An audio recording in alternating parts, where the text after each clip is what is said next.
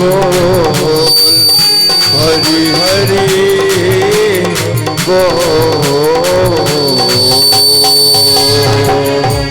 बोले राजा रामचंद्र भगवान की जय हो। श्री गुरु जी महाराज की जय हो। श्री हनुमान जी महाराज की जय हो। जय जय सीताराम। आइए आज कथा सप्तम दिवस में प्रवेश करने जा रही है और जहाँ तक मेरी आवाज़ जा रही हो सभी लोग अपने अपने गृह कार्यों से निवृत्त होकर के कथा पांडाल में उपस्थित हों, जिससे कि आप कथा का आनंद ले सके। आइए सर्वप्रथम आरती और आरती के तदुपरांत कथा में प्रवेश करेंगे। नमस्कार की भेंट लो, मैं जोड़ूं दोनों हाथ। ये रामायण है राम जी की आरती, जय हो। पापियों को पाप से है तारती। रामायण है राम जी की आरती, पापियों को पाप से है तारती। सुंदर चरित्र कितना पवित्र, अतिशय विचित्र है आला, हरि दर्श कराने वाला। हरि दर्श कराने वाला, हरि दर्श कराने वाला। कहते हैं ग्रंथ गाते हैं संत, कहते हैं ग्रंथ गाते हैं संत। इसे पढ़ता हर एक भारती, पापियों को पाप से है तारती। ये रामायण है राम जी की आरती, पापियों को पाप से है तारती।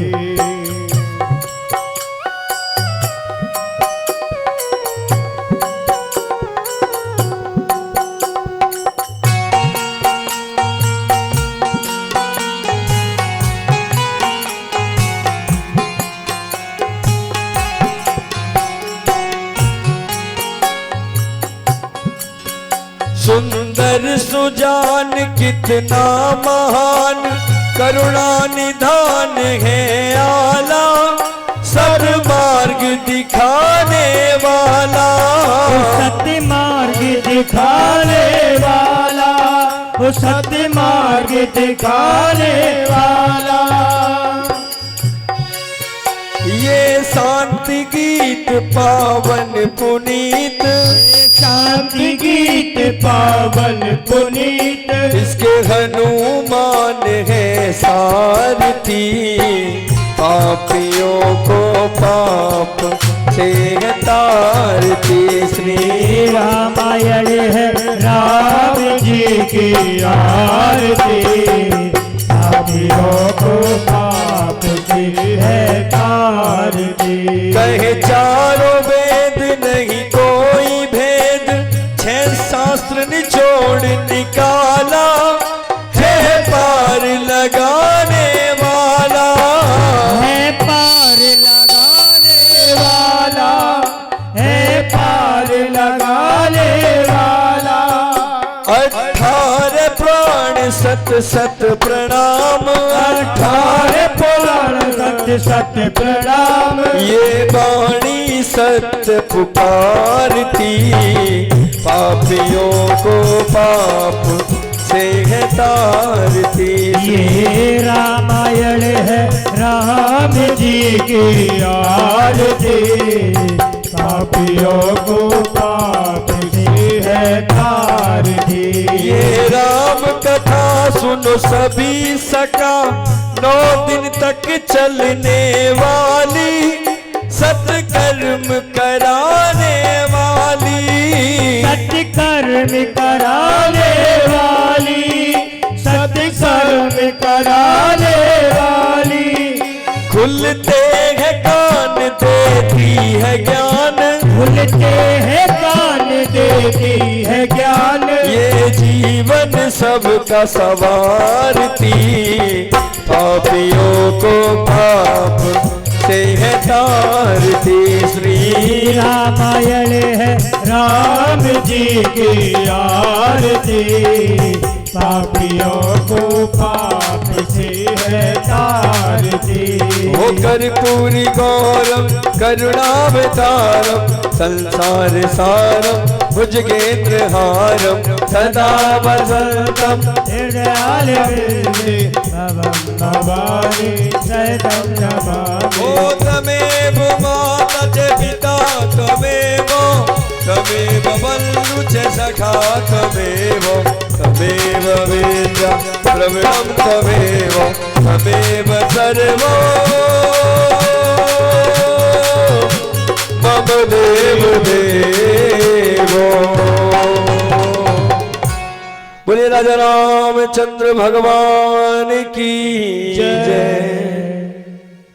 सुंदर हार पहन रखा है। कौशल्या मैया की दासी बोली ये हमें कौशल्या माँ ने उपहार में दिया है। क्यों कि कल हमारे राम का राज्य अभिषेक होने वाला है। मंत्रा के मन में ईर्षा हो गई और कैकेयी मैया के महल में एक कोने में जाकर के बैठ गई। कैकेयी मैया ने पूछा क्यों मंथरा आज तू ऐसी उदास क्यों बैठी है, क्या बात है?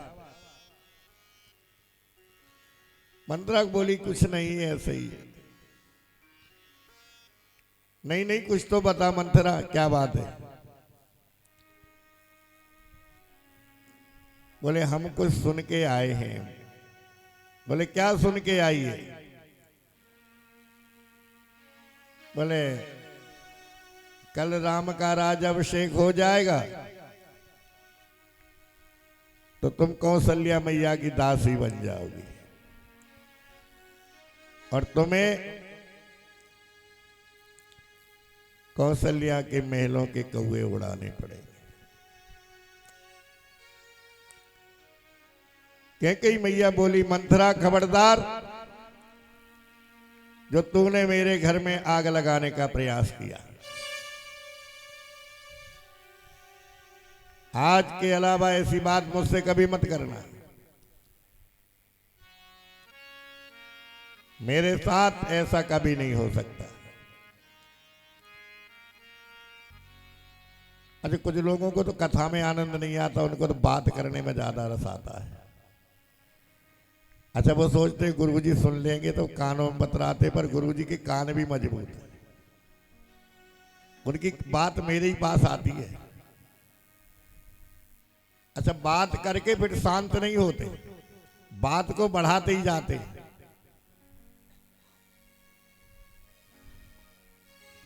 मंथरा की तरह होते हैं कुछ लोग।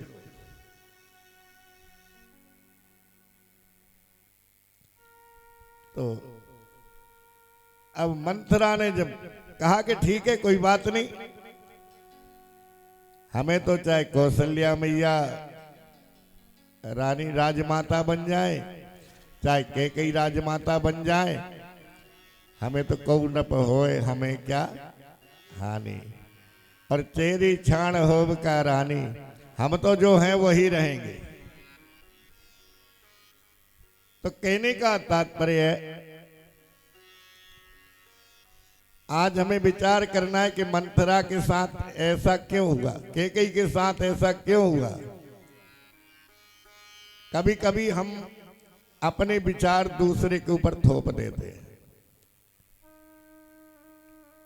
लेकिन यहां चौपाई क्या कह रही है कि राम कीन चाहे सोई होई, राम कीन चाहे सोई होई, राम कीन चाहे सोई होई, राम कीने चाहे सोई होई, राम कीन चाहे सोई होई, राम कीन चाहे सोई होई, करे अन्यथा अस नहीं कोई, बड़े अन्यथा लब नहीं कोई, करे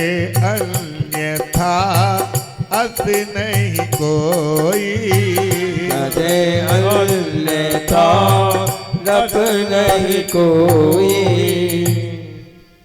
जो प्रभु चाहते हैं वही होता है। बिना प्रभु की इच्छा के पत्ता तक नहीं हिलता। अच्छा, कुछ लोग गलत काम करते हैं, फिर उसमें भी कहते हैं कि भाई बिना प्रभु की इच्छा के पत्ता तक नहीं हिलता। लेकिन एक बात बताऊं, अनुभव करके देखना, जब हम कोई गलत कार्य करने जाते हैं तो आत्मा में झटका लगता है। आत्मा हमें संकेत देती है,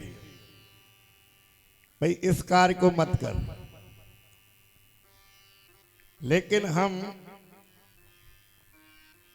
उस समय आत्मा की बात को नहीं मानते हैं। हम अपनी जो आत्मा कहती है उसे नहीं मानते, जो मन कहता है उसे मान लेते हैं।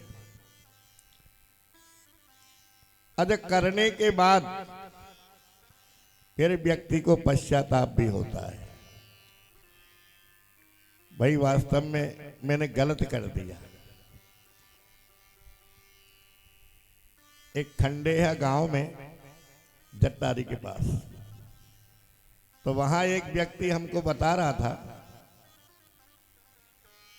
कि वो खेत में गया एक बार, तो उसे एक बिजार ने बहुत मारा। बड़ी मुश्किल से वो अपने प्राण बचा करके आया। अब एक दिन वो बिजार उसके घेर के पास आ गया, तो वो उसे घेर में भीतर ले गया और फाटक बंद करके उस व्यक्ति ने उस बिजार को बहुत मारा। इतना मारा कि वो बिजार कांपने लगा। कांपने लगा, उसने फाटक खोल दिया। कुछ देर तो उससे चला नहीं गया और फिर वो बिजार न जाने कहीं चला गया या मर गया, क्या हुआ। तो वो व्यक्ति खुद मेरे से बोला, महाराज जी मैंने आवेश में आकर के बहुत गलत कार्य कर दिया। भाई वो तो पशु था, उसने अपना काम किया, लेकिन मैं भी आवेश में आकर के पशु बन गया। तो गलती करने के बाद व्यक्ति को एहसास होता है कि मैंने गलती की है। अच्छा, गलती करने के बाद जो व्यक्ति स्वीकार कर लेता है ना, तो वास्तव में वो इंसान होता है। लेकिन यहां अगर वास्तविकता से देखा जाए तो ना तो कैकेयी की गलती है और ना ही मंथरा की गलती है। राम जी स्वयं चाहते थे इस बात को। फिर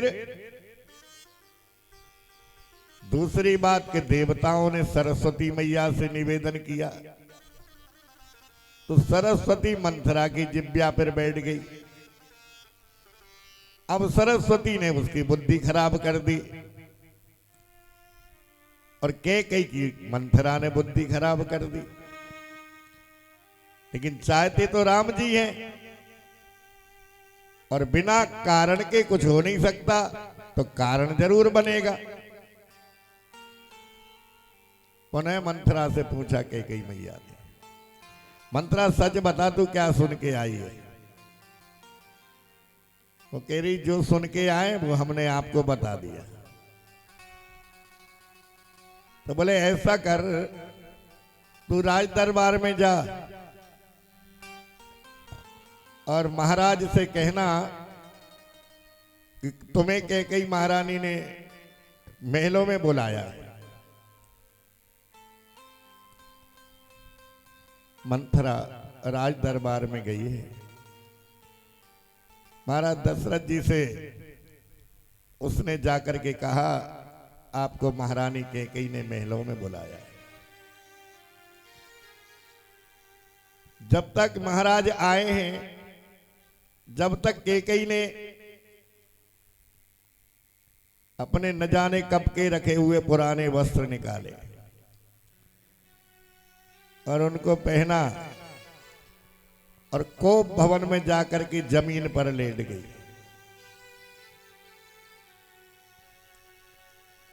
दशरथ जी महाराज आए हैं, कैकेयी को महलों में देखा। जब महलों में नहीं पाई तो कोप भवन में देखा। पहले राजा महाराजा जो है कोप भवन बनवाया करते थे। जब कोई व्यक्ति नाराज होता था तो उस भवन में जाकर के विश्राम करता था,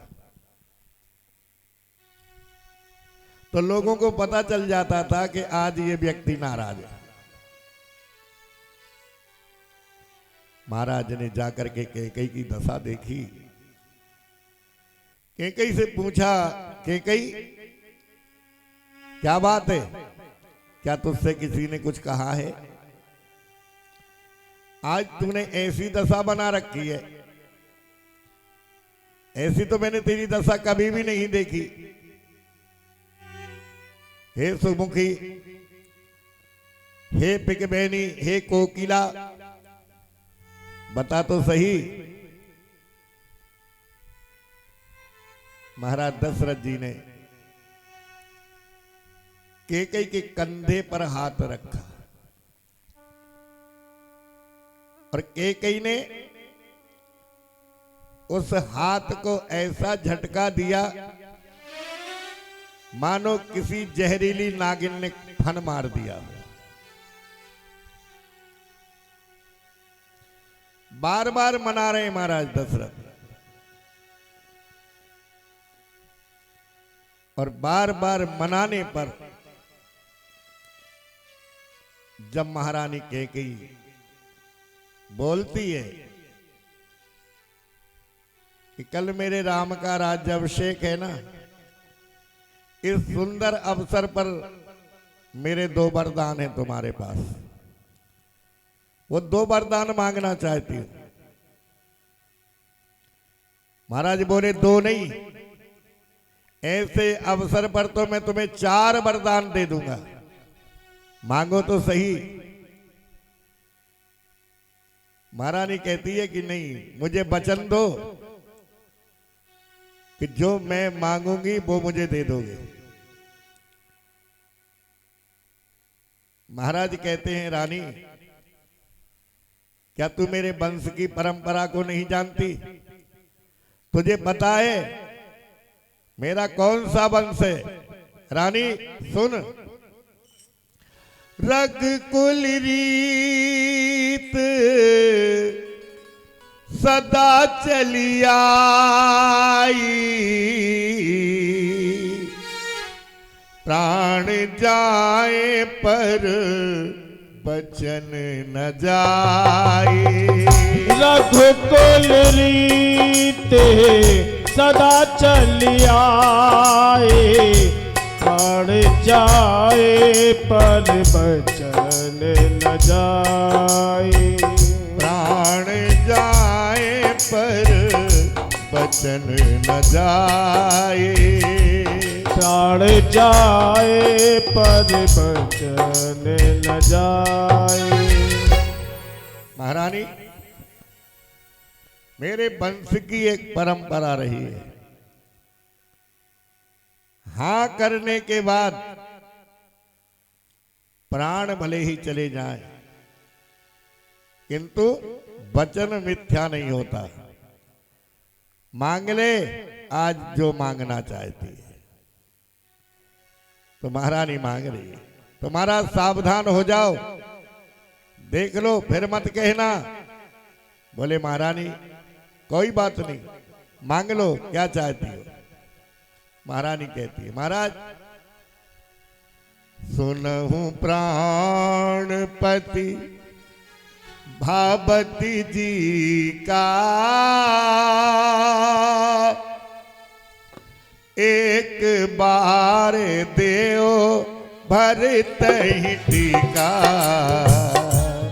सुनहु प्राणपति भावुक जी का, एक बार देव एक बार सेट कर दिया कर भैया ही ने, बार बार सीटी मारते हैं ये।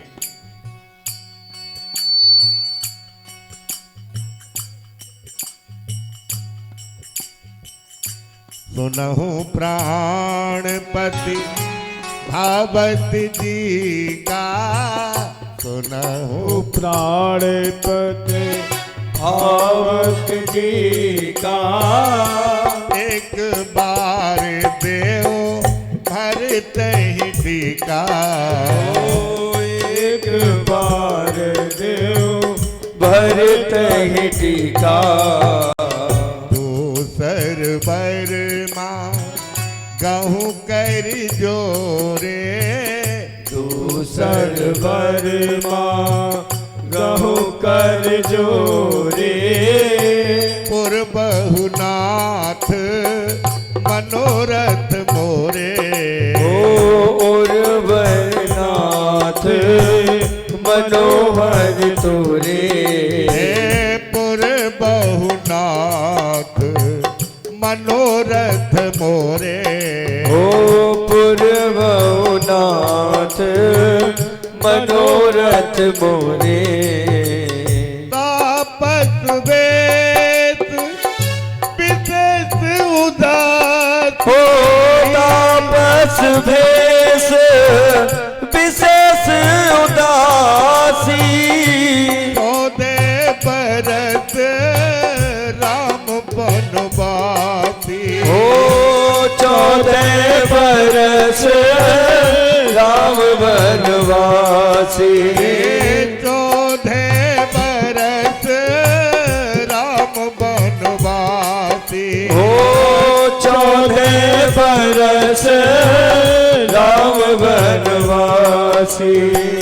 सुनहु प्राणपति भावत जी का, हो सुनहु प्राणपति भावुक जी का। एक बार देव भरत ही टीका। हो एक बार देव भरत ही टीका। जैसे ही पहला वरदान मांगा तो महाराज के मन में प्रसन्नता हुई। यद्यपि हमारे वंश की परंपरा है, जो बड़ा पुत्र होता है उसे राज का उत्तराधिकारी बनाया जाता है,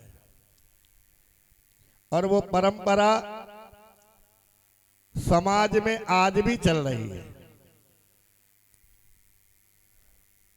जब हमारे परिवार से कोई व्यक्ति विदा होता है, कोई बुजुर्ग विदा होता है, तो पाग बड़े बेटे के मस्तक पर ही रखी जाती है।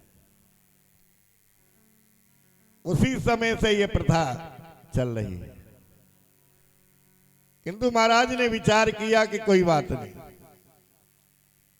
मेरे राम को तो राज हो जाए तब भी ठीक है, न हो तब भी ठीक है, और मेरे लिए तो चारों पुत्र एक समान है। भरत राजा हो जाए कोई बात नहीं, लेकिन जब दूसरा वरदान मांगा तो महाराज एकदम चकित हो गए और कैकेयी से कहने लगे, कैकेयी तू जरा ये तो बता,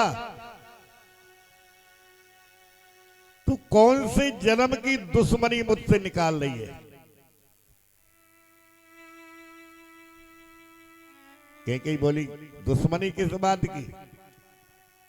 अरे नहीं देना है तो मना कर दो, अपने वचनों को वापस ले लो। महाराज शांत हो जाते हैं, मूर्छा आ गई, जमीन पर लेट गए और प्रातः काल जैसे ही हुआ, कुछ नगर निवासी अयोध्या में कौशल्या मैया के महल के पास खड़े हैं,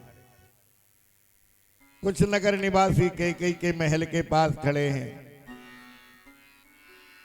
और जो राम जी के मित्र थे वो राम जी के महल के पास खड़े हैं और सब विचार कर रहे हैं कि पिछले पहर भूप नित जागा, आज हम ही बड़ अचिरज लागा। अभी तक महाराज नहीं जगे, अभी तक राज दरबार का कोई व्यक्ति जग के नहीं आया, जबकि आज राम जी का राज्याभिषेक होना है। न जाने क्या बात है। मंत्री सुमंत उठ करके आए हैं, कौशल्या मैया के महल में गए, कौशल्या मैया से पूछा महाराज कहाँ है? तो बोले कैकेयी के महल में जाकर के देखो।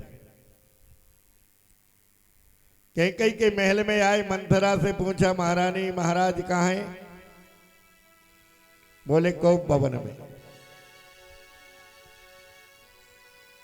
कोप भवन में जाकर के महाराज की दशा देखी सुमंत जी ने। कैकेयी मैया से पूछने लगे महारानी आज से पहले महाराज की ऐसी दशा मैंने कभी नहीं देखी, बताओ ना क्या कारण है? कैकेयी कहने लगी इसका कारण राम के पास में है, राम बताएंगे। और जैसे ही सुमंत जी बाहर निकल के आए हैं कैकेयी के महल से, नगर के लोग पूछने लगे महाराज क्या बात है? सुमंत जी हाथ हिलाते हुए निकल गए, किसी से कुछ नहीं बोले।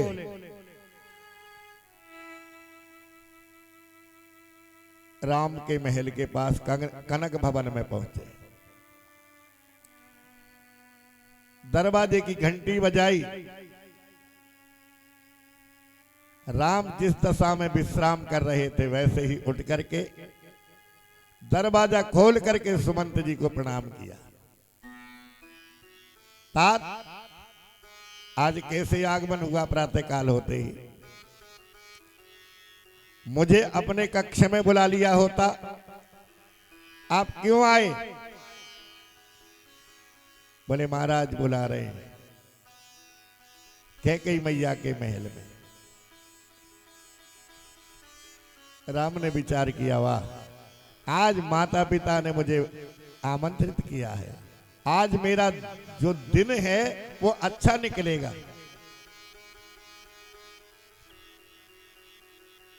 राम आए हैं, पिता की दशा देखी, पिता को प्रणाम किया, मां कैकेयी को प्रणाम किया। मां कैकेयी से पूछ रहे मां पिताजी की ये दशा क्यों? बोले राम, इस दशा का कारण केवल और केवल तुम हो। बोले मैं? बोले हाँ। बोले मां बताओ कैसे? बोले आज तुम्हारा राज्याभिषेक होने वाला था, तुम्हारे पिताजी के पास मेरे 2 वरदान थे, इस खुशी में मैंने वो 2 वरदान मांग लिए आज। और बोले राम, मैंने पहला वरदान मांगा है कि तुम्हारे बिना राज्याभिषेक भरत का हो और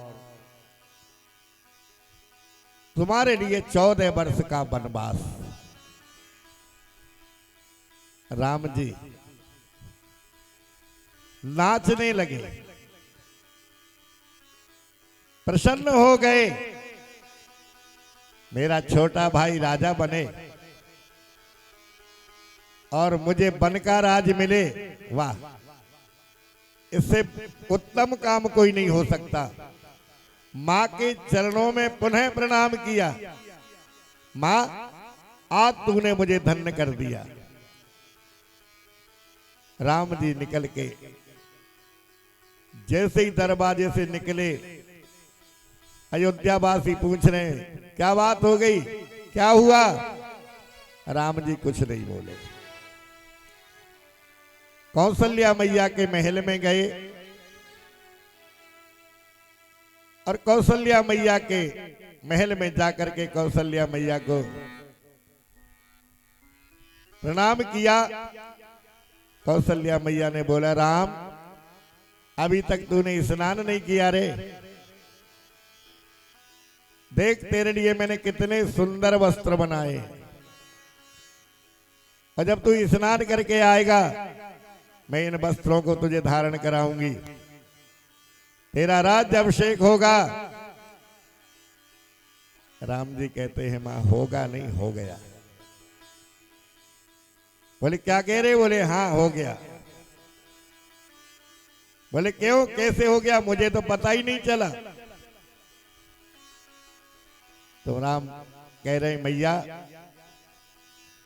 पिता दीन मोहे कानन राजो, तहाँ सब भांति सुफल सब काजो।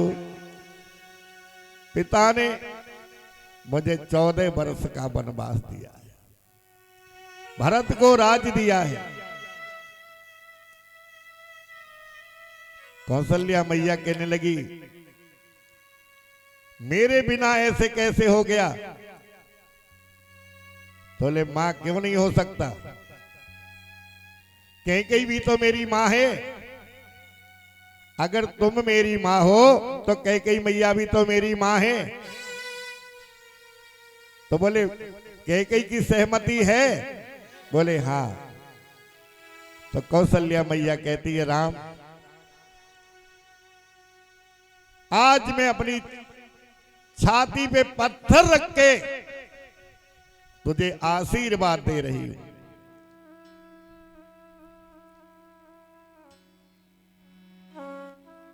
कोई मां नहीं दे सकती इस आशीर्वाद को, लेकिन राम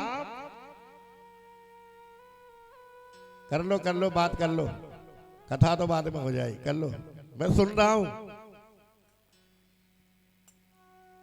राम, कोई मां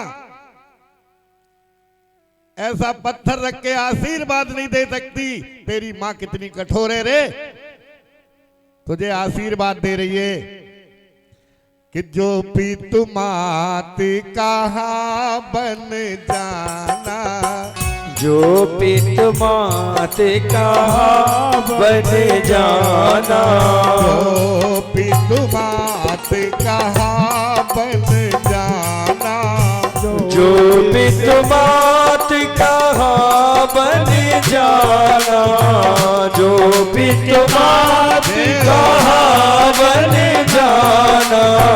तो आनंद सत अवध समाना। हो तो आनंद घन अवध समाना।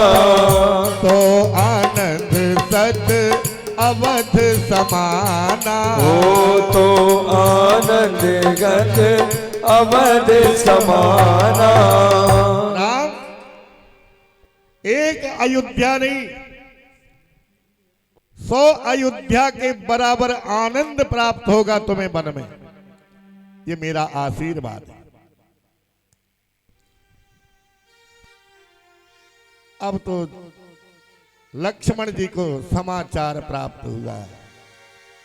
लक्ष्मण जी से पहले जानकी मैया आ गई और जानकी मैया मां कौशल्या से कह रही है, मां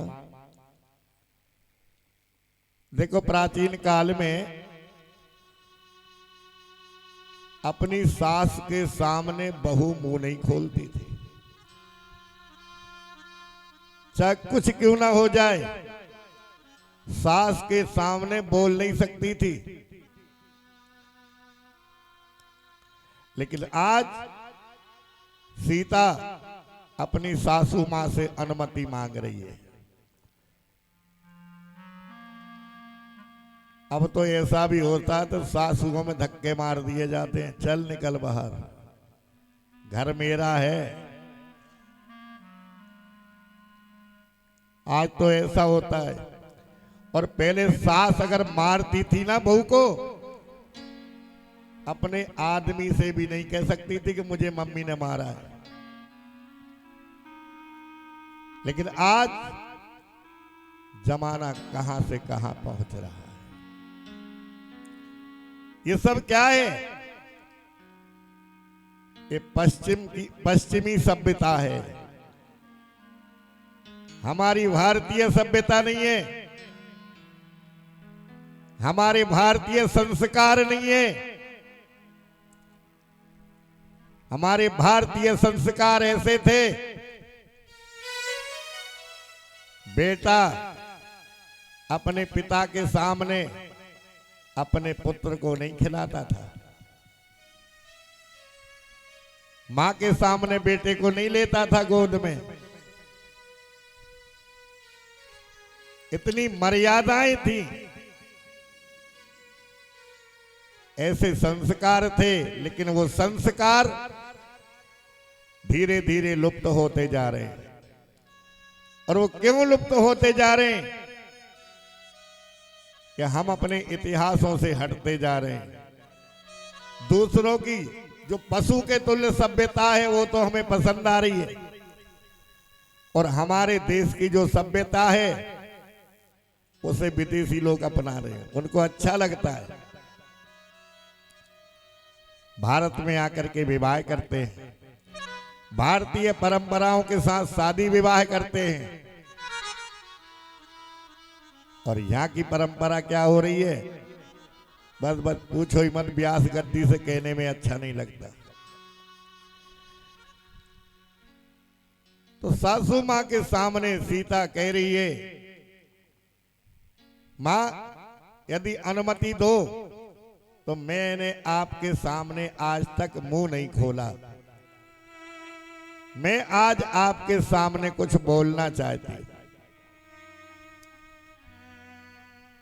कौशल्या बोली, बोल बेटी, क्या बोलना चाहती है?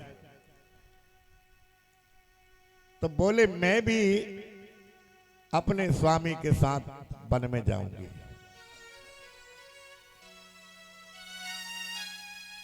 कौशल्या बोली, बेटी देख, राम को वन जाना तो मुझे स्वीकार हो गया, लेकिन मैं तुझे वन में जाते नहीं देख सकती। मैं तेरे पिता को क्या उत्तर दूंगी? तेरी मां को क्या उत्तर दूंगी? क्या इसलिए हम तुझे लेके आए थे कि हम अपनी बहू के लिए वन में भेजेंगे? बेटी ऐसा मत कर, तू महलों में रहेगी, तुझे देख करके मेरे मन को शांति मिलेगी। सीता कहती है, मां बात तुम्हारी बिल्कुल ठीक है, लेकिन मैं समाज में रह करके समाज के ताने नहीं सह सकती। समाज कहेगा,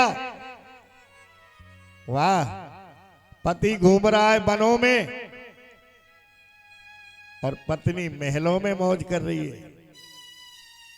तो मां, एक पतिव्रत धर्म की परंपरा नष्ट हो जाएगी। मां, जिस समय मेरी मां ने मुझे विदा किया था तो मेरे को दो बातें बताई थी मेरी मां ने। क्या? कि सास ससुर की सेवा करहु, पति रुख लख आयसु अनुसरहु। सास ससुर की सेवा करना और पति की आंखों से पति को पहचान लेना कि आज मेरे पति की क्या इच्छा है, हृदय की बात को जान लेना। तो मां, पतिव्रत धर्म नष्ट हो जाएगा यदि मैं महलों में रहूंगी। मां, मुझे क्षमा करना, मैं फिर तुमसे कह रही हूं कि मैं अपने स्वामी के साथ जाऊंगी।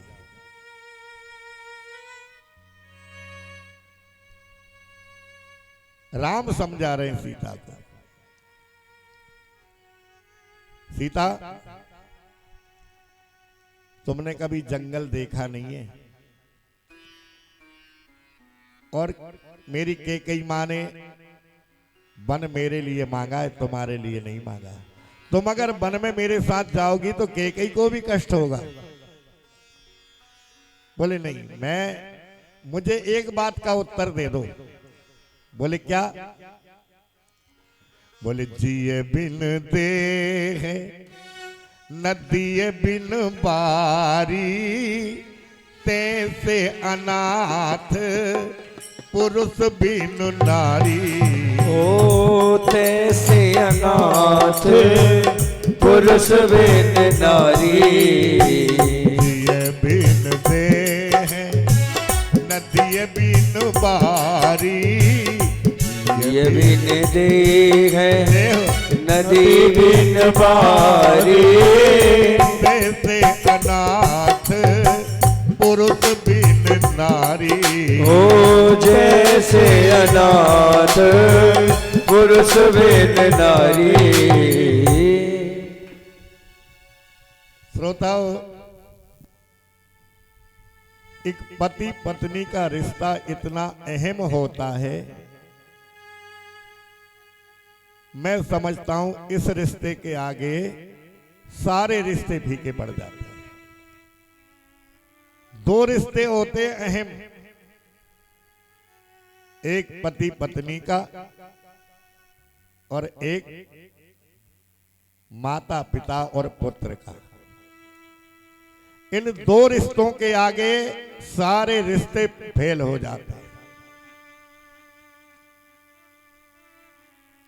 अगर किसी की पत्नी मर जाए या मर गई हो, उस पति के दिल से पूछना कि उसके दिल पे क्या गुजरती है। और किसी का पति चला जाए, उस पत्नी से पूछना कि उसके दिल पर क्या गुजरती है। पति कैसा ही भी हो, अगर खटिया पर पड़ा रहता है तब भी पत्नी को यह सहारा रहता है कि मेरे पति देव अभी हैं। पति के ऊपर पत्नी को नाज होता है और पति के जाने के बाद पत्नी आधी रह जाती है। पति भी आधा रह जाता है। पति जो अपने मन की बात अपनी पत्नी से कह सकता है, वो अन्य किसी से नहीं कह सकता। मन कर रहा है कि आज तो मुझे खीर खानी है, पत्नी बना के देगी। और बेटा की बहू से नहीं कह सकता ससुर कि मुझे खीर बना दे। भले ही मन करे, चाहे भले ही वो बना के दे दे, लेकिन कह नहीं सकता।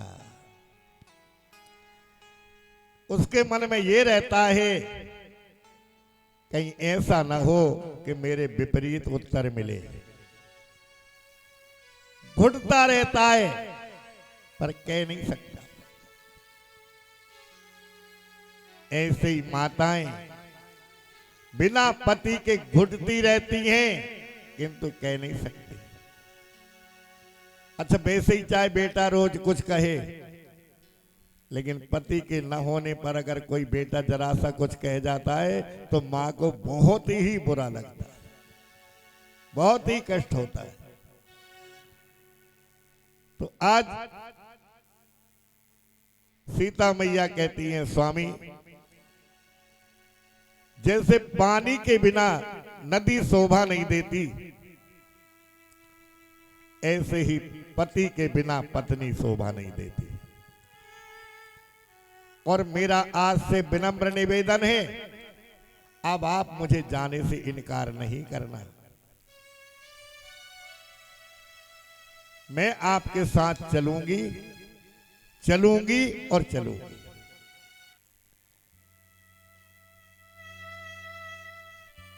राम शांत हो गए। जब ये समाचार लक्ष्मण जी को पता चला, लक्ष्मण जी आए हैं, भैया मैं भी तुम्हारे साथ चलूंगा। राम कह रहे, पागल हो गए हो क्या? क्यों चलोगे मेरे साथ? बोले मेरी मां ने ना जिस दिन भाभी का मुंह देखा था, उस दिन मेरा हाथ पकड़ करके तुम दोनों के हाथ में दिया था। तो मेरा दायित्व है कि मैं मेरी मां की आज्ञा का पालन करूं और मैं अपने भैया भाभी की सेवा करूं। आजकल तो एक भैया भाभी नहीं, सारा घर चला जाए तो भी कोई घर ना छोड़ेगा। और यहां तक है कि जो दशरथ जी ने किया है, आज का पिता अगर ऐसा कर दे तो दूसरे दिन मर्डर हो जाएगा पिताजी का। लेकिन संस्कार थे पहले, और संस्कार हमें कथाओं से ही प्रेरित होते हैं, शास्त्रों से, ग्रंथों से प्रेरित होते हैं।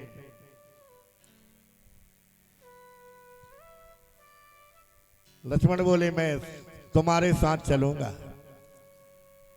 बोले भैया नहीं, तुम ऐसा करना, भरत भैया यहाँ है नहीं है, शत्रुघ्न यहाँ है नहीं है, तुम अयोध्या का निरीक्षण करना, माता पिता का निरीक्षण करना। लक्ष्मण बोले भैया कौन से पिता का? जो स्त्री के मोह में आकर के अपने पुत्र को वन में भेज दे, ऐसे पिता की हम सेवा करें? भैया यदि तुम मुझे छोड़ करके जाओगे ना, तो मैं ऐसे अन्यायकारियों के प्राण ले लूंगा। राम कहते, ए लक्ष्मण सीमा से बाहर मत जाओ। तुम जानते हो मां का स्थान पृथ्वी से बड़ा होता है। और पिता का स्थान आकाश से ऊंचा होता है। लक्ष्मण, मेरे सामने मेरे माता पिता की बुराई नहीं सुन सकता मैं। माता पिता कभी भी अपने पुत्र का अहित नहीं कर सकते।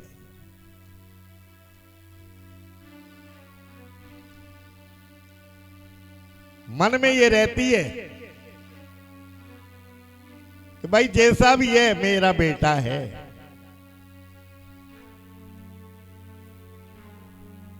हमारे भगत जी हैं करेना वाले, मेरे परम प्रिय शिष्य हैं। एक बेटा बहू खुर्जा में रहते,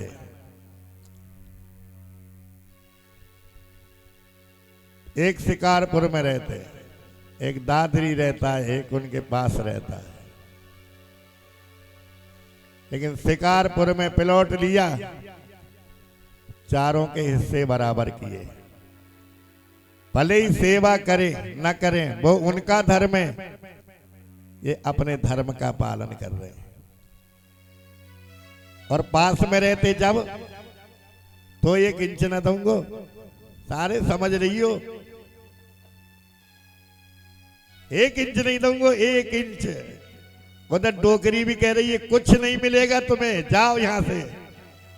और फिर कहती है अरे बा छोरा के नामू करा दो, बाबू ऐसो कर दो, अब 50,000 रुपया दे दे गाड़ी के लिए। अब अगर तीनों को पता चल जाए तो 50-50 तीनों मांगेंगे। तो ये माता पिता का हृदय होता है। हमारे लिए चारों पुत्र समान हैं और होना भी चाहिए। अब देखो हमारे श्याम की मम्मी है, आई हो ना आई हो मुझे नहीं पता, हमने श्याम को बुलाया, श्याम नहीं आया, कार्ड दिया, कार्ड देने के बाद भी नहीं आया, फोन करते फोन उठाए नहीं, मिलता ही नहीं। फिर भी श्याम की मम्मी श्याम से रोज लड़े और यहाँ आके हमारी शिकायत करे गुरुजी ने श्याम ना बुलायो। तो घोटू नवे तो पेट कोई नवे। कोई भी मां कितनी बुरी संतान हो, मां के लिए बेटा प्रिय होता है। लेकिन आज के बेटे पर एक मां नहीं पाली जाती है।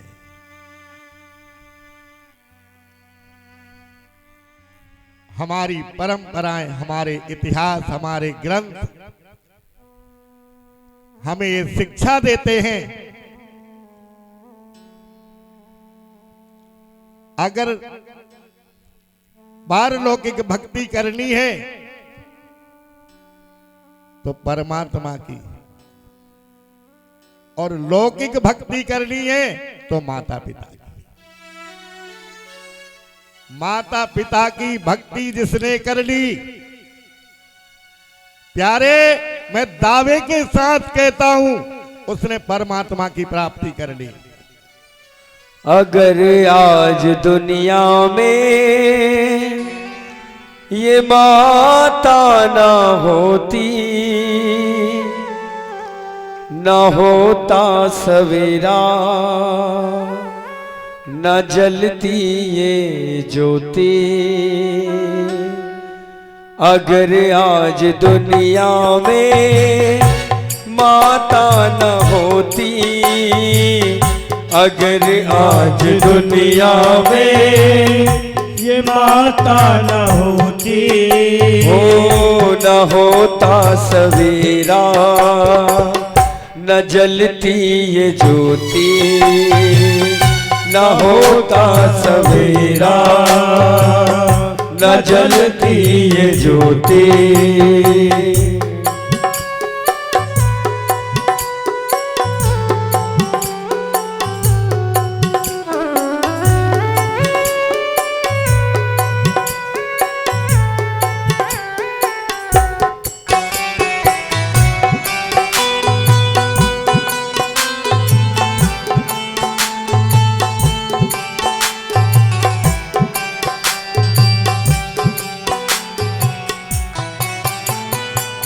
न होते ऋषि मुनि पीर पैगंबर, न होती ये धरती, न होता ये अंबर।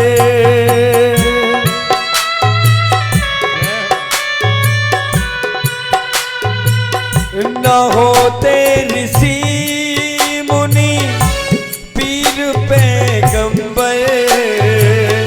न होती ये धरती, न होता ये अंबर। न राधा विश्याम की माला पिरोती, न राधा श्याम की माला पिरोती। ओ न होता सवेरा, न जलती ये ज्योति, न होता सवेरा, न जलती ये ज्योति।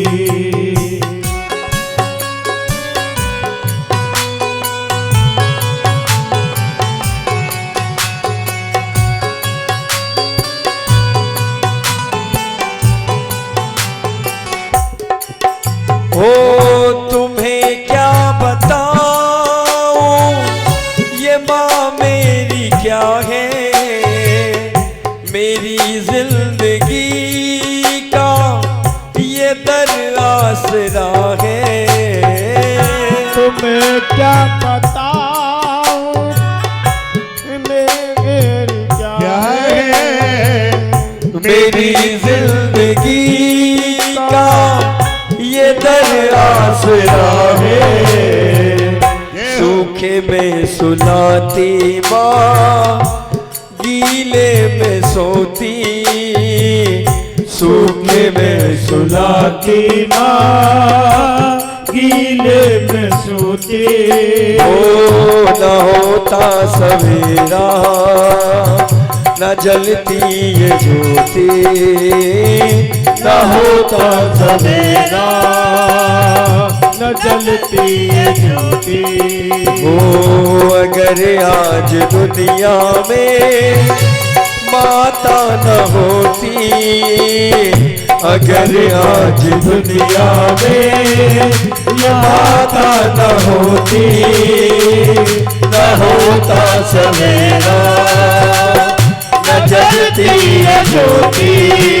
ओ न होता सवेरा, न जलती ये ज्योति, न जलता सवेरा, न जलती ये ज्योति।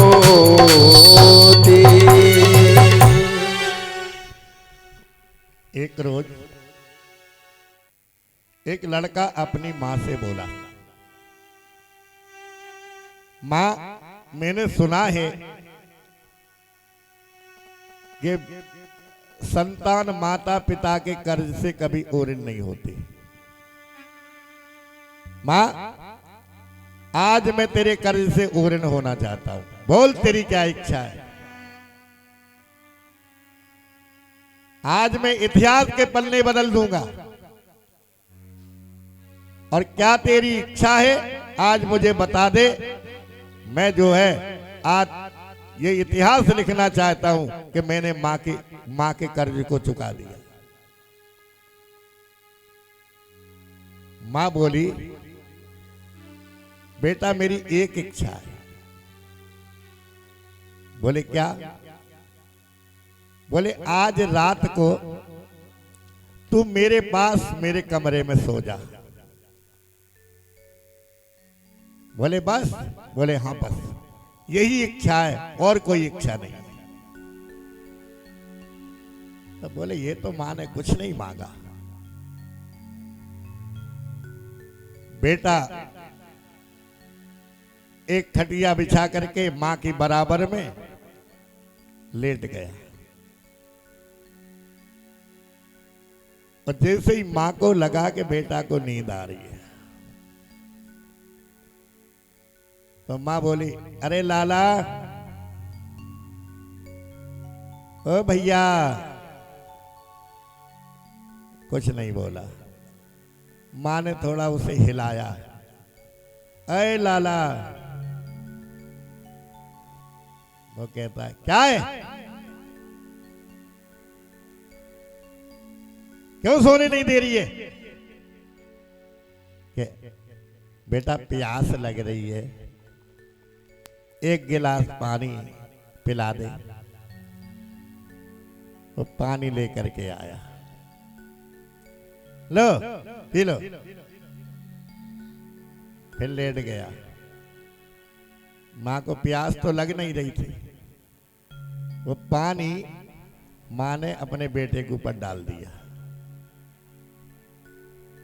बोले दिखाई नहीं दे रहा तुझे, ये सारा बिस्तर गीला कर दिया मेरा।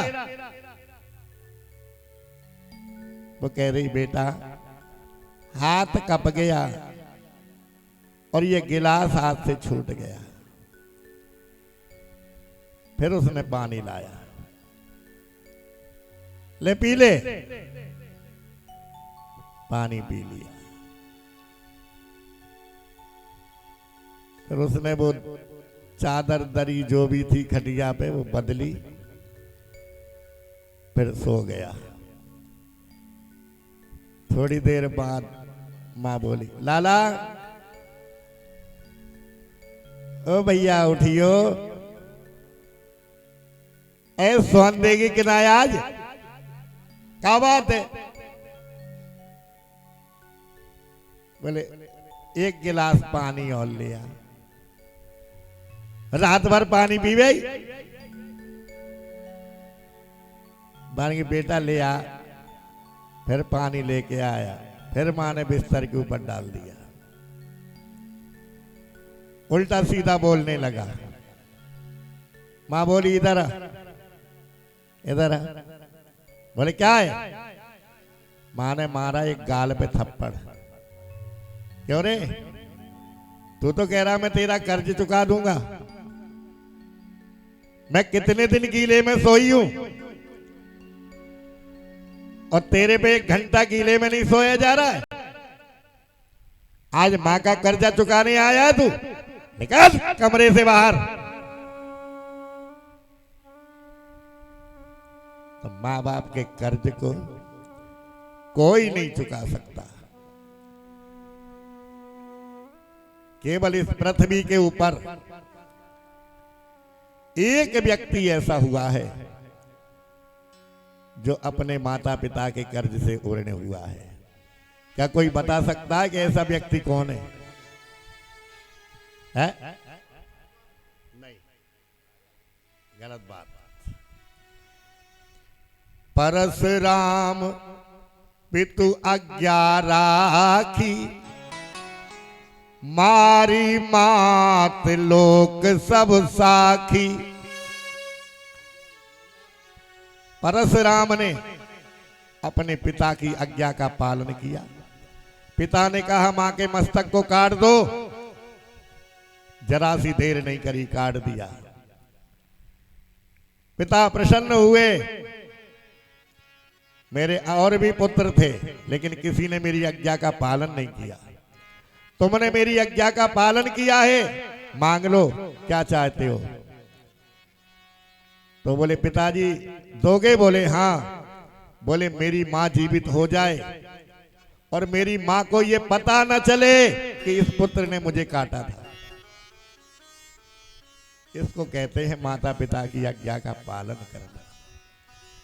माँ को भी जीवन दान दे दिया। संसार में पृथ्वी के ऊपर एक ही व्यक्ति ऐसा हुआ है। तो आज लक्ष्मण जी महाराज कह रहे हैं भैया मैं तुम्हारे साथ चलूंगा। तो बोले तुम अपनी माँ से अनुमति लेकर के आओ। माँ के पास गए हैं। माँ से कहा माँ मैं भैया के साथ जा रहा हूं सेवा करने। माँ कहने लगी तुझे मेरा विश्वास नहीं था क्या? तू मुझसे पूछने क्यों आया? मैंने तो उसी दिन तेरा हाथ राम सीता के हाथ में दे दिया था। इसमें पूछने की बात क्या थी? और तुझे पता नहीं है रे, मैं बताती हूँ तुझे। बोले क्या? बोले तुमरे ही काज राम बन जाए, तुम्हारी काज राम बन जाए, तुमरे ही काज राम बन जाए, तुम्हारे ही काज राम बन जाए, तुम्हारे ही काज राम बन जाए, और काज कछु दूसर नाई, और काज कछु दूसर नाई, और काज कछु दूसर नाई, और काज कछु दूसर नाई। लक्ष्मण, तेरे को श्रेय देने के लिए ही राम वन में जा रहे हैं। अगर राम वन में नहीं जाते तो तुझे सेवा करने का मौका नहीं मिलता रे। तू बड़ा भाग्यशाली है रे लक्ष्मण। और लक्ष्मण, आज तूने मेरी कोख को पवित्र कर दिया रे। जननी जने तो भक्त जन, या दाता या सूर, नाही तो तूने व्यर्थ में काहे गवायो नूर। मैं कहता हूं, मां जन्म दे ऐसे पुत्र को, या तो दान करे या वीर बने जो संसार में यश पैदा कर दे, देश के काम में आए, और या परमात्मा का भक्त बन जाए, जो मां की कोख भी पवित्र हो जाए और उसकी 21 पीढ़ियों का उद्धार होता है, जो व्यक्ति परमात्मा की शरण में चला जाता है। किंतु निष्कपट होकर के जाना चाहिए, केवल परमात्मा का आश्रय लेना चाहिए। लोग मुझसे पूछ रहे, कई लोग पूछते हैं महाराज जी कथा कौन करा रहा है। मैंने कहा कराने वाले राम जी, करने वाले राम जी। खर्च कहां से आ रहा है? लाने वाले राम जी और लेने वाले राम जी। अब तो कथा का उस दिन पता चलेगा जिस दिन भंडारा हो जाएगा। और ये जो बैंड बाजे से बजा रहे नहीं, जब पता चलेगा या तो इनका मोही उतर जाएगा और या इनकी जेब भर जाएगी। अब ये राम जी जाने कि वो क्या करने वाले हैं। मुझे तो अभी तक कोई पता नहीं कि क्या होने वाला है। अरे मेरे प्रभु के हवाले मेरी गाड़ी, वो जाने उसका काम जाने। मेरे प्रभु के हवाले मेरी गाड़ी, वो जाने उसका काम जाने। मेरे प्रभु के हवाले मेरी गाड़ी, वो जाने उसका काम जाने। प्रभु के हवाले मेरी गाड़ी, वो जाने उसका काम जाने। वो जाने उसका काम जाने, वो जाने उसका काम जाने, वो जाने उसका काम जाने, वो जाने उसका काम जाने। भैया एक बात सुन लेना, वो जाने उसका काम जाने, वो जाने उसका काम जाने। वो जाने उसका काम जाने, वो जाने उसका काम जाने। मैं तो हूँ बिल्कुल अनाड़ी, मैं तो हूँ बिल्कुल अनाड़ी, वो जाने उसका काम जाने। हाँ मैं तो हूँ बिल्कुल अनाड़ी, वो वो जाने उसका काम जाने। मेरे प्रभु के हवाले मेरी गाड़ी, वो जाने उसका काम जाने। मेरे प्रभु के हवाले मेरी गाड़ी, वो जाने उसका काम जाने।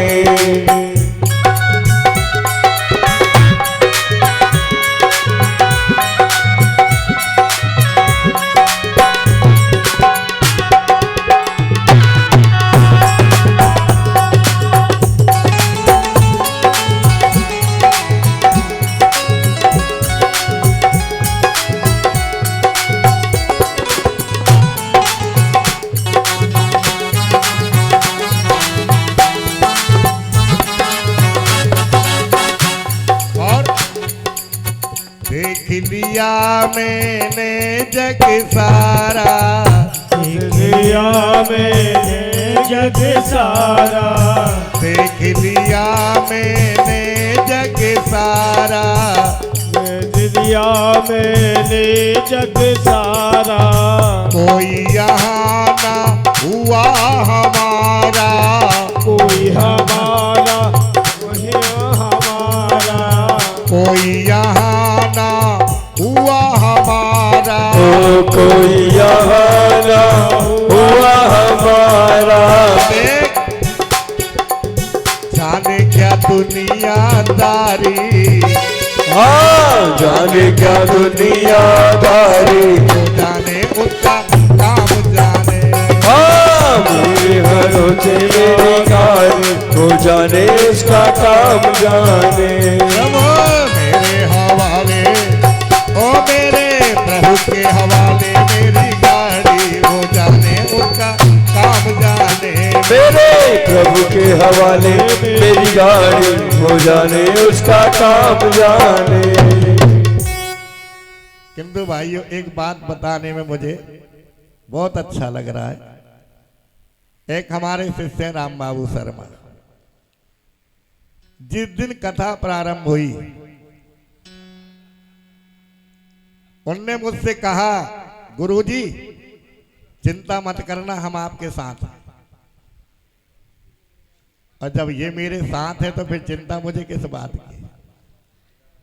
हमारे साथ है रघुनाथ तो किस बात की चिंता? हमारे राजू शर्मा जी भी कह रहे, उनका भी फोन आया, गुरुजी बिना टेंशन के कथा कराना, कोई दिमाग में कोई बात मत रखना। अरे भैया मैं क्यों रखूंगा, जब ठाकुर जी का काम है बना दें बिगाड़ दें वो जाने, हम तो बाबा जी हैं और क्या बनेंगे। सीधी बात है। तो अब जो है मेरे प्रभु के हवाले मेरी गाड़ी, वो जाने उसका काम जाने। इधर लक्ष्मण जी मां से मिलकर के आए हैं और फिर राम जी से कहने लगे, भैया अब तो मुझे चलने दो आपके साथ। बोले एक व्यक्ति और है जिसका तुम्हारे ऊपर अधिकार है, उससे पूछ करके और आओ। बोले वो व्यक्ति कौन है? बोले तुम्हारी पत्नी, उनसे पूछ करके आओ। और मिला के पास गए। देखो प्राचीन काल में कैसे लोग थे। और मिला से कहा, सुनो मैं 14 वर्ष के लिए अपने भाई की भाभी की सेवा में जा रहा हूं। अगर तुम्हारी आंख से एक भी आंसू गिर गया तो मेरी 14 वर्ष की तपस्या नष्ट हो जाएगी। ध्यान रखना, एक भी आंसू मत गिरा देना। इतना कह करके लक्ष्मण जी वापिस चल दिए। उर्मिला कह रही है, रुक तो जाओ ब्रह्मचारी। उर्मिला के मन में थी, मैं अपने स्वामी की आरती करूं, मैं अपने स्वामी का तिलक करूं, मैं अपने स्वामी को तिलक करके भेजूं कि तुम अपने भैया भाभी की सेवा में जाओ। लेकिन मुझे तो आज ये अधिकार भी नहीं मिला। लक्ष्मण जी समझ रहे थे कहीं ऐसा ना हो मुझे अपने वचनों में बांध ले, मैं भैया भाभी की सेवा से वंचित हो जाऊं। किंतु उर्मिला की तो कुछ और ही इच्छा थी। अब लक्ष्मण जी कहते हैं भैया हर जहां ले चलोगे वहीं मैं चलूंगा। जहाँ ले चलोगे वहीं मैं चलूंगा। जहाँ ले चलोगे वहीं मैं चलूंगा। जहाँ ले चलोगे वहीं मैं चलूंगा। जैसे रखोगे भैया, जैसे रखोगे भैया वैसे रहूंगा। जहाँ ले चलोगे वहीं मैं चलूंगा। जहाँ ले चलोगे वहीं मैं चलूंगा।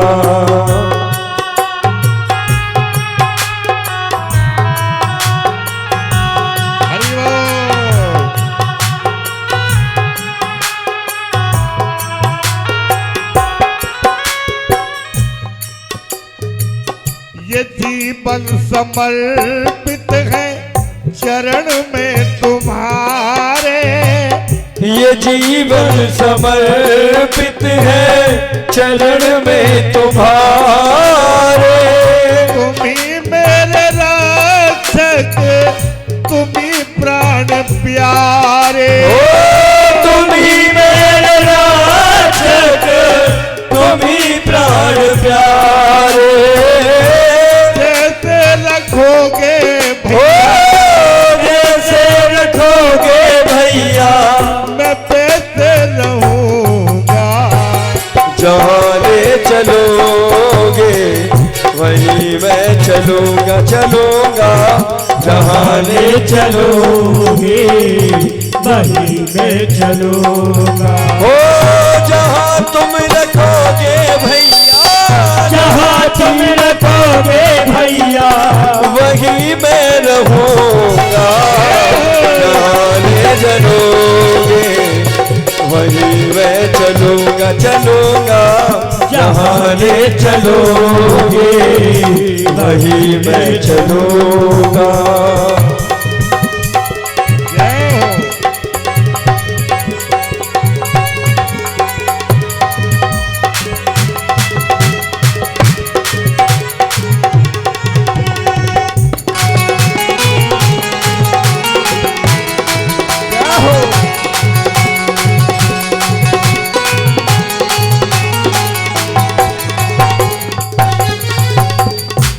सेवा करूंगा भैया है मेरी अवस्था।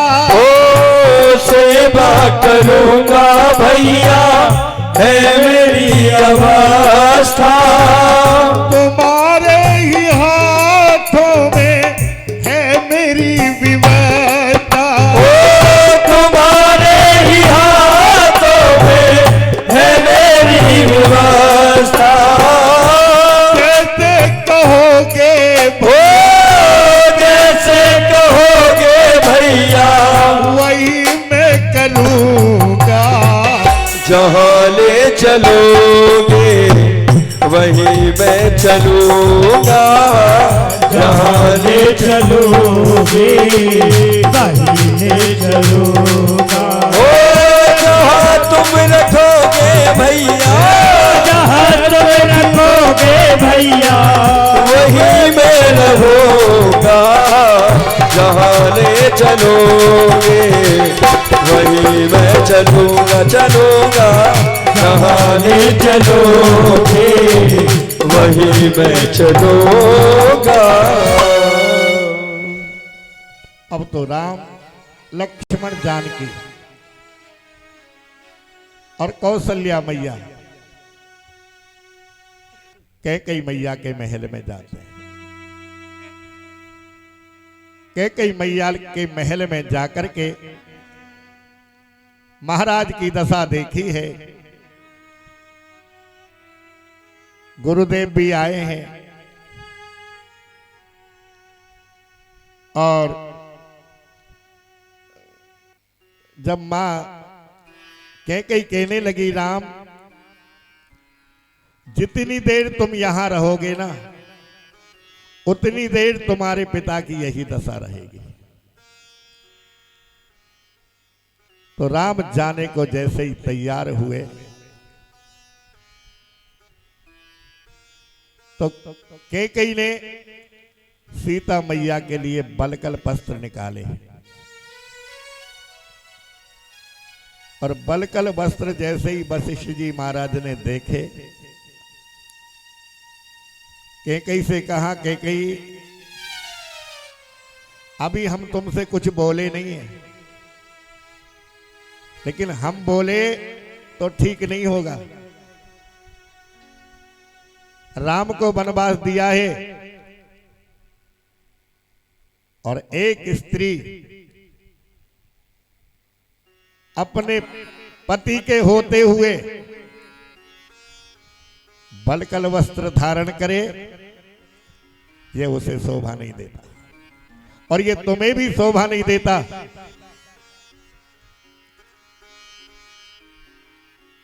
वशिष्ठ जी ने अपनी धर्म पत्नी को बुलाया। अपनी धर्म पत्नी और अयोध्या के वंश की गुरु माता, उनके मन में एक कल्पना थी, इच्छा थी कि मैं एक रोज सीता को अपनी गोद में बैठा करके उसका श्रृंगार करूं। वशिष्ठ जी ने कहा, आज वो समय आ गया, अब तुम सीता का श्रृंगार करो। गुरु माता अपने शिष्य की पत्नी का श्रृंगार करे, लेकिन श्रृंगार कैसा कर रही है? एक जगह छोड़ करके दूसरी जगह, फिर तीसरी जगह छोड़ करके चौथी जगह। 16 श्रृंगार हमारी संस्कृति में क्यों किए जाते हैं? क्या कभी हमने इस बात पर विचार किया? 16 श्रृंगार का तात्पर्य हमारी बहनों का जो शरीर है वो कसा रहता है। दूसरा, श्रृंगार करती हैं तो ऐसी प्रतीत होती है मानो कि कोई देवी आ रही है। आजकल तो पैंट शर्ट पता ही नहीं चलता देवी है कि देवा।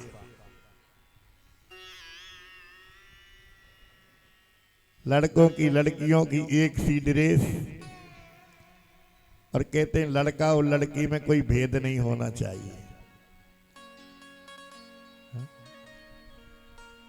जब से ऐसी संस्कृति आई है ना, जब से ही हमारे देश में दुष्कर्म होने प्रारंभ हो गए। और जितनी महिला अच्छे वस्त्र पहनती है, जितना श्रृंगार करती है, समझो कि वो सुंदरता की प्रतिमा बन जाती है। तो कौशल्या मैया ने गुरु माता से पूछा, आप अर्ध श्रृंगार क्यों कर रही हो?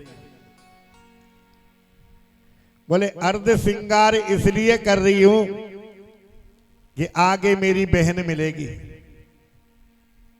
आधा श्रृंगार वो करेगी, पूरा श्रृंगार जब होगा। तो गुरु माता की बहन कौन थी जानते हो? नहीं जानते हो है? हाँ, तो बोले आगे मेरी बहन अनसुईया मिलेगी और वो पूरा श्रृंगार करेगी। इस प्रकार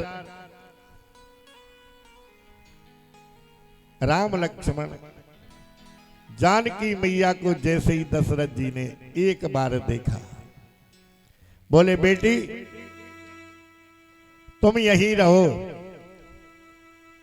तुम्हें देख करके मुझे शांति की अनुभूति होगी और मेरा राम तो मुझे छोड़ करके जा रहा है। जानकी मैया कहती हैं पिताजी आप चिंता न करें, हम शीघ्र ही लौट करके आएंगे। तीनों ने अपने पिताश्री के लिए,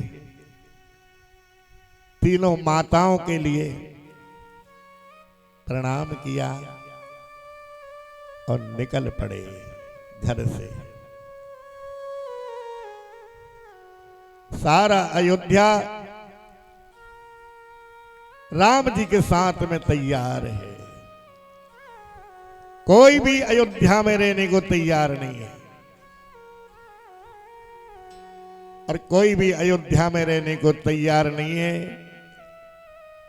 राम जी कैसे जा रहे हैं जरा देखें। होना था अभिषेक राम का, बन को चले रघुवीर, विधाता अजब लिखी तकदीर, विधाता अजब लिखी तकदीर, विधाता अजब लिखी तकदीर, विधाता अजब लिखी तकदीर। होना था अभिषेक राम का, होना था अभिषेक राम का, बन को चले रघुवीर, विधाता अजब लिखी तकदीर, विधाता अजब लिखी तकदीर, विधाता अजब लिखी तकदीर।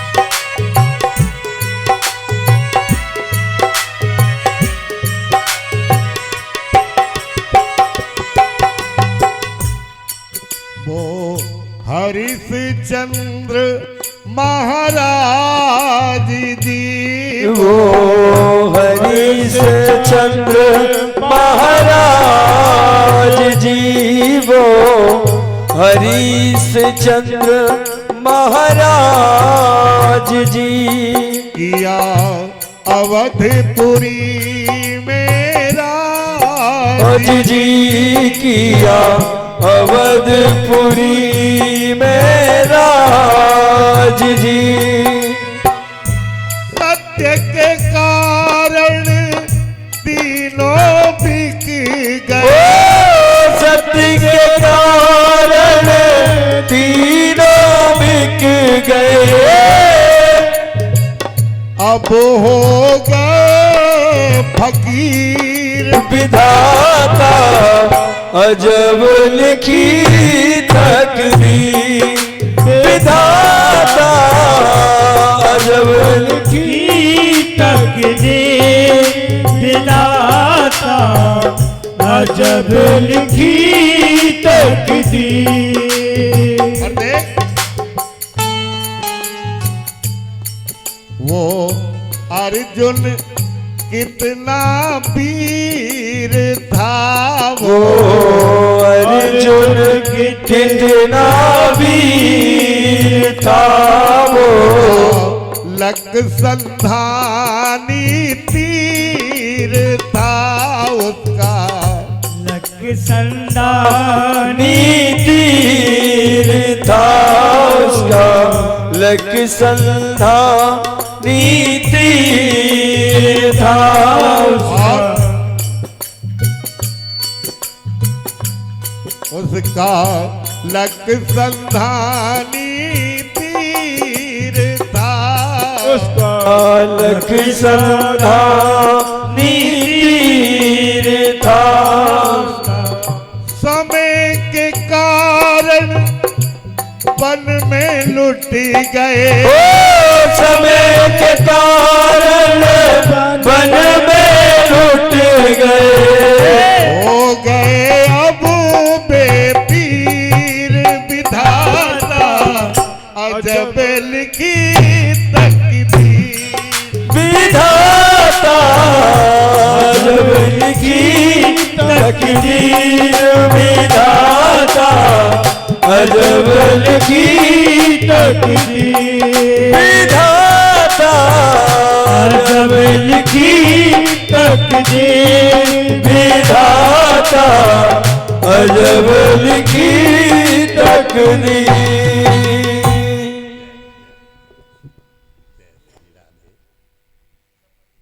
बोलिए पंडित जी महाराज की जय हो, श्री गुरु जी महाराज की जय हो, जय जय श्री सीताराम।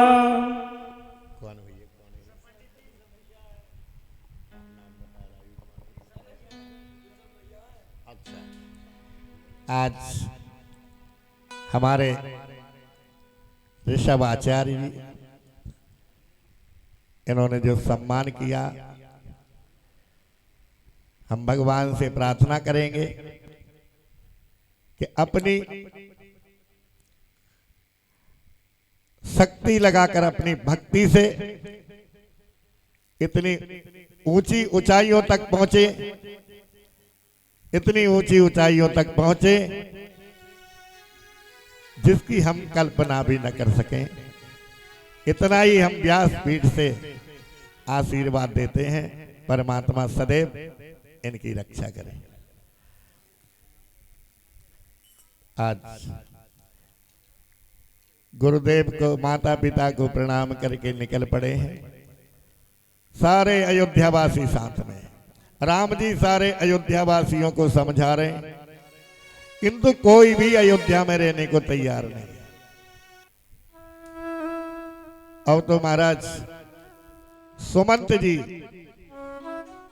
से दशरथ जी ने कहा,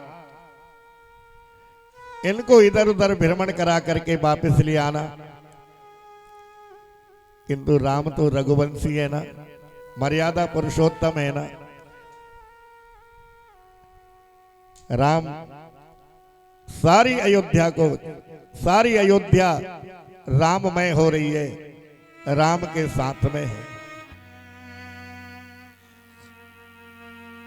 हमें भी अपना जीवन राम में बनाना चाहिए। जो समय निकल गया वो निकल गया, आगे का समय जो भी है, समय बड़ा अमूल्य है। यह अमूल्य समय कहीं हमारे हाथों से निकल ना जाए। एक एक सांस इस शरीर की अमूल्य है। अगर राम हमारे शरीर से निकल गया तो फिर साथ कुछ रह नहीं जाता। इसलिए आज अयोध्या, और अयोध्या कैसी है? एक कवि कल्पना कर रहा है कि मुझे अयोध्या में जन्म मिले, और अयोध्या में जन्म मिले और कैसा मिले, तो बता रहा है जरा कैसे मिले। नगरी हो अयोध्यासी, रघुकुल सा घराना हो, जहाँ चरण हो राघव के वहाँ मेरा ठिकाना हो। जहाँ चरण हो रावण के वहाँ मेरा ठिकाना हो। नगरी हो अयोध्यासी, नगरी हो अयोध्यासी, रघुकुल सा घराना हो, रघुकुल सा घराना हो, जहाँ चरण हो राघव के वहाँ मेरा ठिकाना हो। चरण हो रावण की वहाँ तेरा ठिकाना हो। हरि बोल।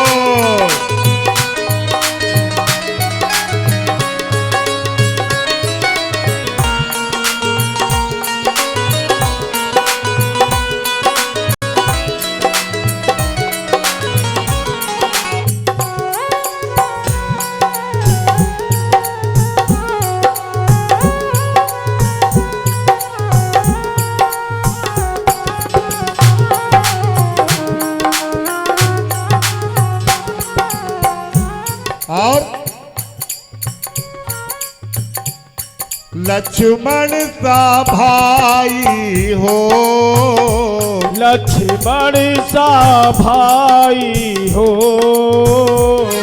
कौशल्या सी माई हो, कौशल्या सी माई हो, और स्वामी तुम जैसा मेरा रघुराई हो। स्वामी तुम जैसा मेरा रघुराई हो। वो नगरी हो अयोध्यासी, रघुकुल सा घराना हो, जहाँ चरण हो राघव के वहाँ मेरा ठिकाना हो। चरण राघव की वहाँ मेरा ठिकाना हो।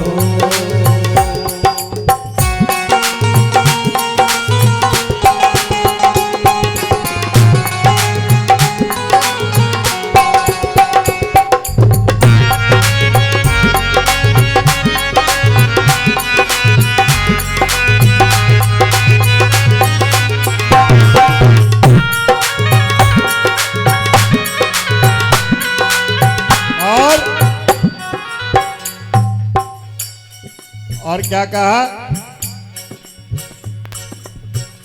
सीता सी हो त्याग भरत जैसा, हो त्याग भरत जैसा, सीता सी नारी हो, सीता सी नारी हो, और लब कुश के जैसी संतान हमारी हो। लब कुश के जैसी संतान हमारी हो। नगरी हो अयोध्यासी, रघुकुल सा घराना हो, जहाँ चरण हो राघव के वहाँ मेरा ठिकाना हो। जहाँ चरण हो राघव के वहाँ मेरा ठिकाना हो। जहाँ मेरा गाना हो वहाँ मेरा ठिकाना हो।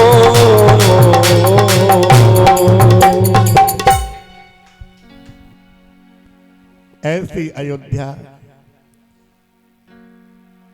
अयोध्या कहाँ है?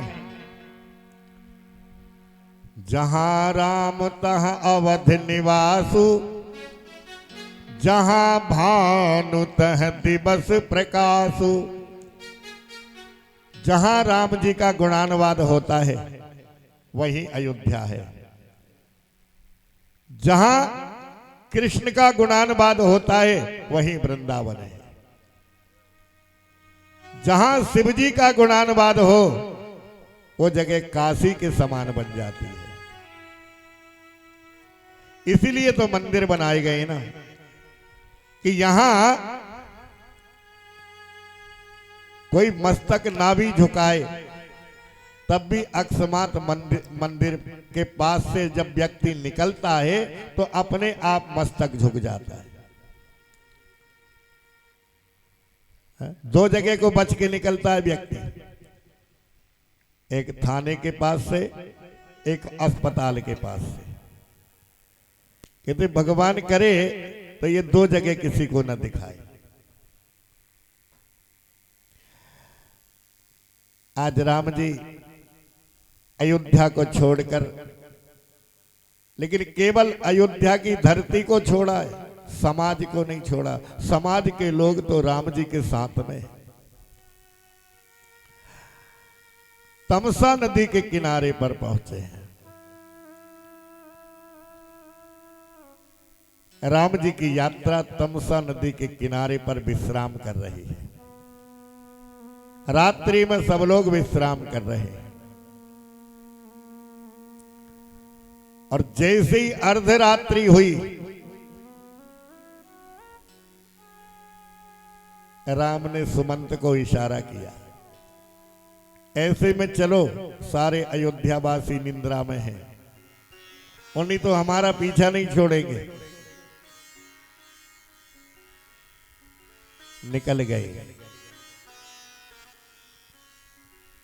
धीरे धीरे धीरे धीरे रथ निकल गया और जैसे ही अयोध्यावासी जागृत हुए, राम राम चारों तरफ चीखने लगे, आवाज करने लगे, राम कहाँ हो? राम हमें छोड़ करके चले गए। अच्छा, आज के व्यक्ति होते ना तो क्या कह देते बताए? अरे चलो लौट के चलो, आपतकाले मर्यादा नास्ते। लेकिन राम जी ने ऐसा नहीं कहा, क्योंकि राम जी जानते थे जनमत के स्वीकार करने में मेरा लाभ नहीं है। मैंने किसी और को भी आश्वासन दिया है और राम जी के अंदर मोह नहीं था, दशरथ जी के अंदर मोह है। परमात्मा विकारों से रहित होता है, जीव विकारों में फंसा होता है। राम जी को ममता नहीं है, दशरथ जी को ममता है कि हमारा पुत्र हमें छोड़ करके चला गया। ये तो होना ही था, ये तो जाने ही थे, और नहीं जाते तो काम कैसे होता।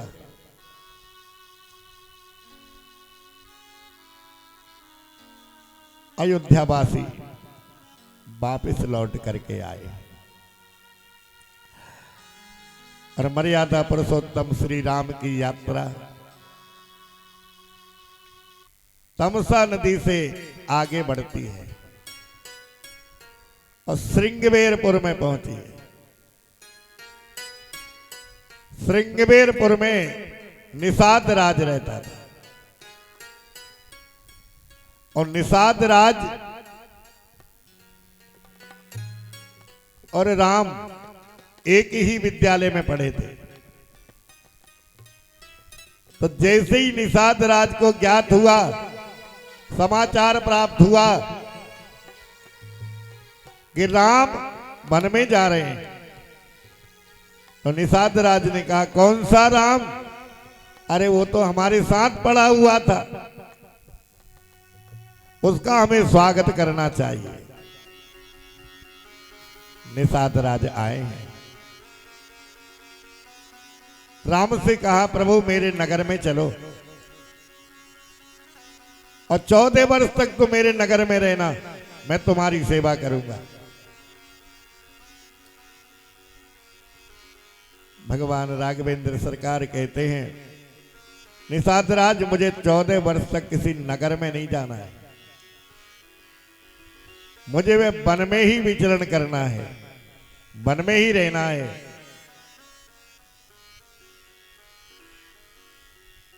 जरा विचार करिएगा ये निषाद राज कौन था?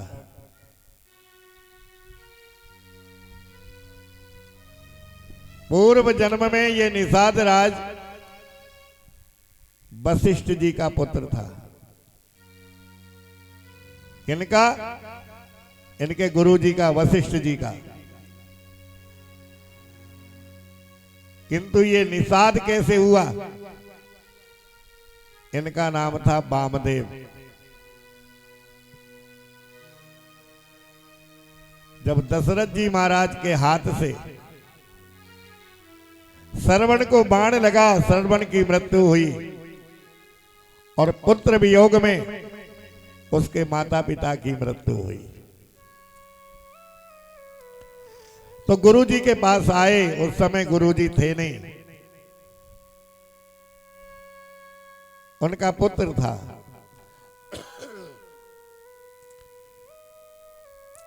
उसने दशरथ जी से पूछा क्या बात है? बोले हम गुरुदेव से पराश्चित का उपचार पूछने आए,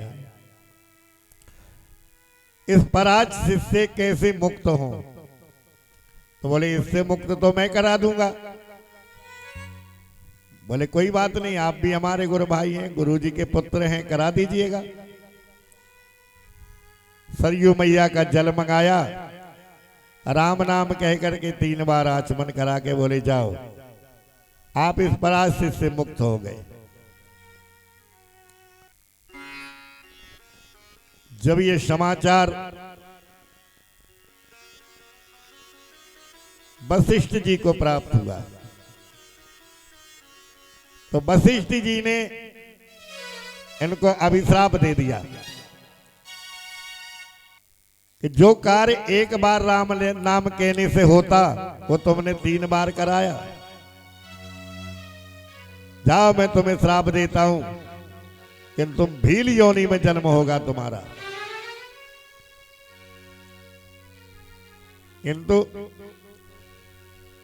जब वामदेव जी गिड़गिड़ाने लगे तब गुरुदेव ने कहा जाओ, राम जी मिलेंगे तुम्हें और प्रभु राम तुम्हारा आलिंगन करेंगे, उसी से तुम्हारा कल्याण होगा। वही वशिष्ठ जी का पुत्र आज निषाद राज बन के आया है।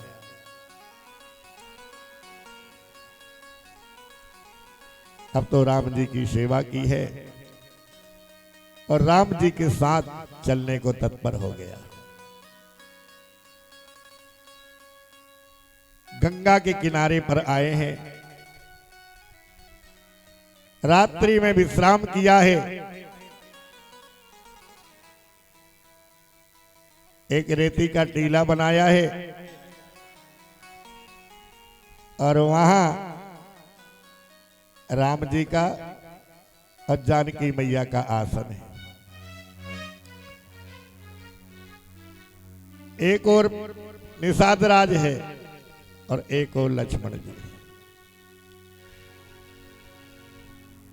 लक्ष्मण जी गंगा किनारे पर बैठे हैं, रो रहे हैं, आंसू बहा रहे हैं और निषाद राज कह रहा है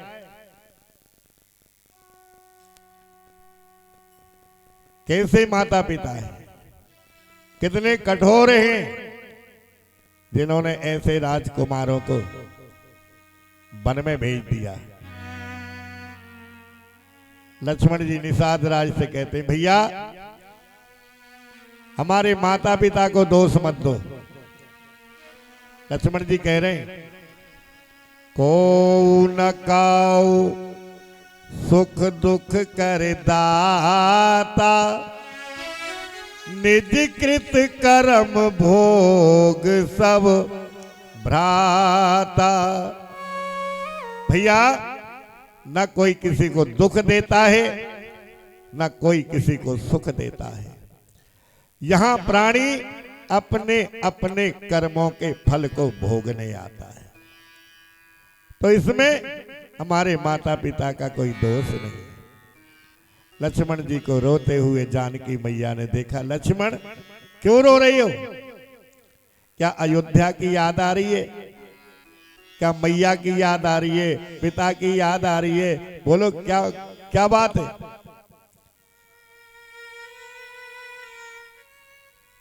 बोले पिता की याद नहीं आ रही, मैया की याद नहीं आ रही है। ये आंखें इसलिए रो रही हैं,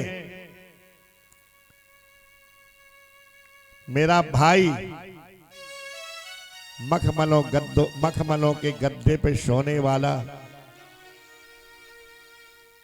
आज एक रेती के टीले पर विश्राम कर रहा है। मेरी भाभी कभी जो है जमीन पे पैर नहीं रखती थी, फूलों पे चलने वाली आज जो है, हे विधाता मेरी आंखें इसलिए रो रही हैं कि आज मैं क्या देख रहा हूं।